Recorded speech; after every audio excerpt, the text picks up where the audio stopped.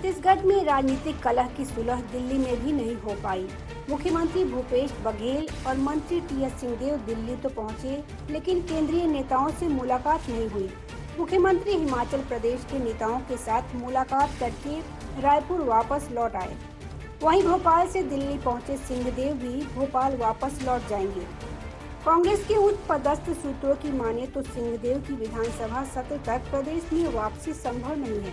कांग्रेस नेताओं को उम्मीद थी कि सिंहदेव की पंचायत विभाग छोड़ने और रविंद्र चौबे को पंचायत विभाग की जिम्मेदारी मिलने के बाद दिल्ली दरबार में कुछ हल निकल सकता है।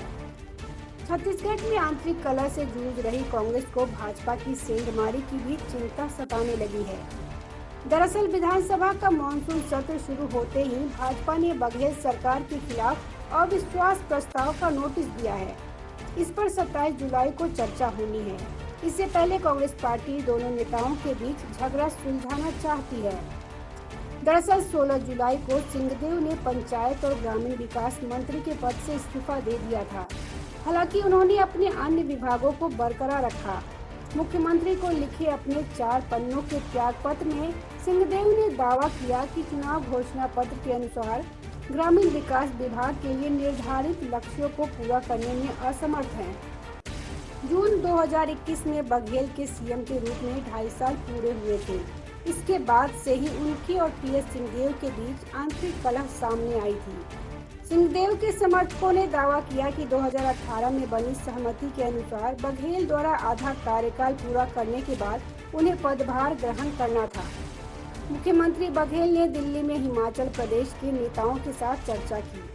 कांग्रेस केंद्रीय संगठन ने बघेल को हिमाचल प्रदेश विधानसभा चुनाव के लिए वरिष्ठ पर्यवेक्षक नियुक्त किया है। बैठक में राज्यसभा सदस्य राजीव शुक्ला, सचिन पायलट और प्रताप सिंह बाजवा सहित हिमाचल प्रदेश के कांग्रेस नेता मौजूद थे।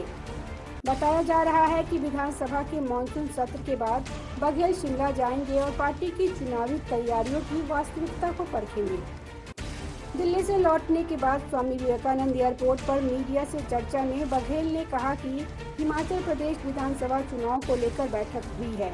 जनता के बीच कैसे और किन मुद्दों को लेकर पहुंचना है, उस पर चर्चा हुई।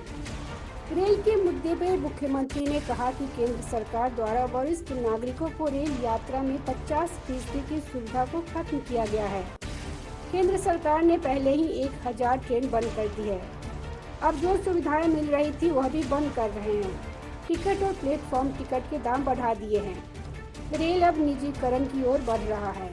लोगों को अब सस्ती यात्रा सुलभ नहीं होगी। Bureau report, public news.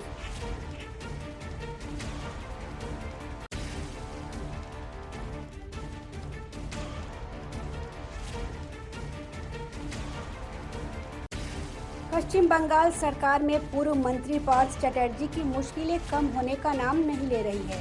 Partha Chatterjee को लेकर पश्चिम बंगाल की मुख्यमंत्री ममता बनर्जी ने बड़ा बयान दिया है। ममता बनर्जी ने कहा कि एक निश्चित समय सीमा के अंदर सच्चाई के आधार पर फैसला दिया जाना चाहिए। अगर कोई दोषी पाया जाता है तो मुझे कोई फर्क नहीं पड़ता कि उन्हें आजीवन कारावास की सजा दी जाती है। उन्होंने आगे कहा कि अगर कोई भी गलत काम में शामिल रहा होगा तो हम उनका कभी भी समर्थन नहीं करेंगे, चाहे उसे कितनी भी कठोर से कठोर सजा क्यों न दी जाए।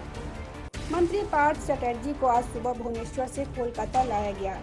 पार्थ चटर्जी की फ्लाइट मंगलवार सुबह कोलकाता एयरपोर्ट पर पहुंची। मंत्री को हवाई अड्डे से साल्ट लेक में सीजीओ परिसर ले जाया गया।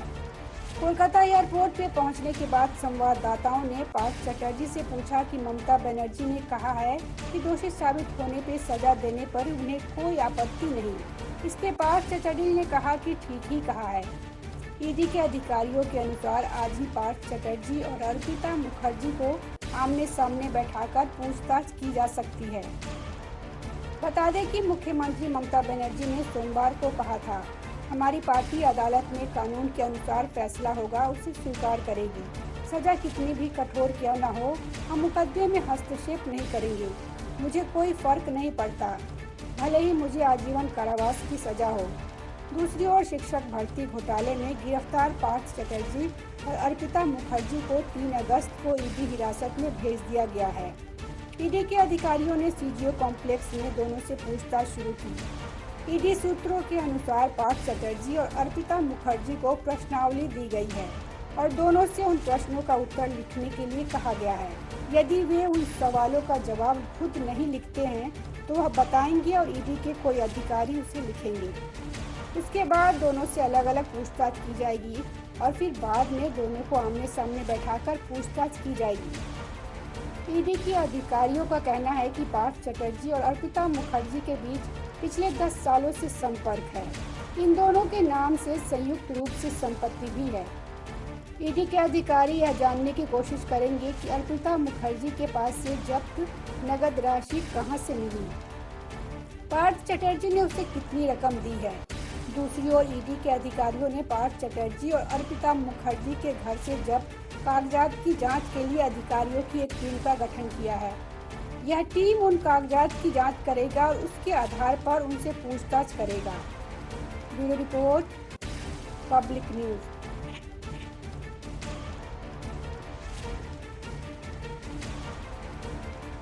छत्तीसगढ़ विधानसभा चुनाव से पहले जोड़ तोड़ की सियासत भी शुरू हो गई है। भूपेश बघेल के एक बयान ने छत्तीसगढ़ के सियासी पारे को बढ़ा दिया है। प्रदेश में बीजेपी को बड़ा झटका लगा है। मुख्यमंत्री ने बीजेपी नेताओं के कांग्रेस ज्वाइन करने को लेकर एक बड़ा बयान दिया है। उन्होंने मीडिया के एक सवाल पर कहा कि बहुत सारे लोग संपर्क में हैं, आगे आगे देखते जाइए।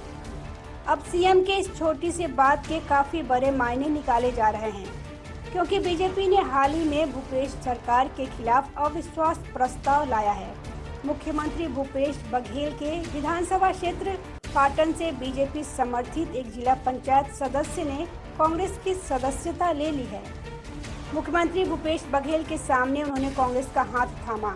कांग्रेस की सदस्यता लेने पर सीएम भूपेश बघेल ने मोरध्वज साहू को बधाई दी है।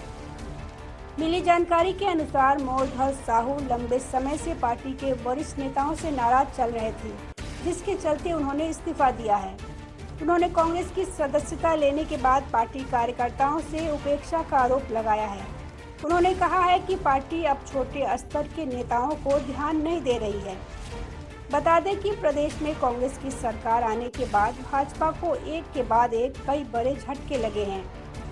प्रदेश के बस्तर सहित कई क्षेत्र के भाजपा नेताओं ने पार्टी का साथ छोड़कर कांग्रेस की सदस्यता ले ली है। दिल्ली दौरे को लेकर मुख्यमंत्री ने कहा कि हिमाचल प्रदेश विधानसभा चुनाव को लेकर बैठक हुई है। कैसे और किन मुद्दों को लेकर लोगों के बीच पहुंचना है, इस पे चर्चा हुई।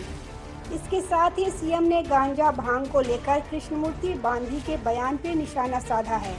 उन्होंने कहा कि नशा कोई भी हो बुरा होता है, वैसे भी गांजा तो प्रतिबंधित है। 10 ग्राम गांजे के लिए केंद्र सरकार की एजेंसी मुंबई में घुमा करती है और ये ऐसी बातें करते हैं। बता दें कि बीजेपी और जोगी कांग्रेस ने भूपेश सरकार के अविश्वास प्रस्ताव लाया है। इसे सदन ने चर्चा के लिए मंजूर कर लिया है।